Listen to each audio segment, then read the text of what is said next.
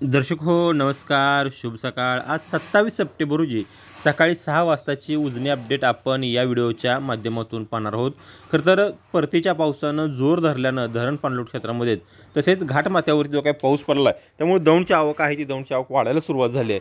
आज सकाळी 6ची अपडेट आपण पाहिली तर त्या 6च्या अपडेटनुसार दौंडमधून जी काय आवक येते ती दौंडची आवक आहे 13,213 क्युसेक्स। जे आपण काल जर पाहिली असेल तर ती काल 10,000-12,000 क्युसेक्स इतकी होती।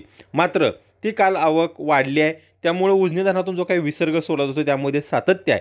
जो पूर नियंत्रण करण्यासाठी उजनी धरणातून विसर्ग सोडला जातोय तो उजनी धरणाचा विसर्ग हा 30,000 क्युसेकचा विसर्ग हा सातत्यानं सोडला जातोय कालपासून। आज सकाळच्या अपडेटनुसार तो सुद्धा 30,000 इतका तो कायम करण्यात आला आहे। त्याच पद्धतीनं दुसरा जो सिंचन योजनेसाठी जे काही पाणी सोडलं जाते त्यामध्ये सीनामाडा जी सिंचन योजना आहे त्यासाठी जे काही पाणी सोडलं जाते ते पाणी बंद करण्यात आले। दहेगावसाठी जे काही पाणी सोडलं जाते ते 60 क्युसेक सोडलं जाते।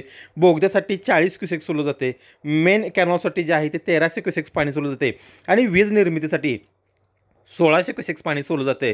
अशा पद्धतीनं उजनी धरणातून भीमानदी पात्रामध्ये 31,600 क्युसेक्स पाणी हे सोडलं जाते। धरणाची एकूण टक्केवारी जर आज पाहायला गेली आपण तर ती 107.85% इतकी झाले आणि एकूण पाणी पातळी पाहायला गेलं तर ती 121.44 TMC धरण इतकं आजच्या पातळीला आजच्या घडीला या ठिकाणी भरले दिसते। आणि धरणावरती पाऊस किती झाला असेल तर तो 3.43 मिलीमीटर इतका पाऊस हा धरणावरती झाला आहे।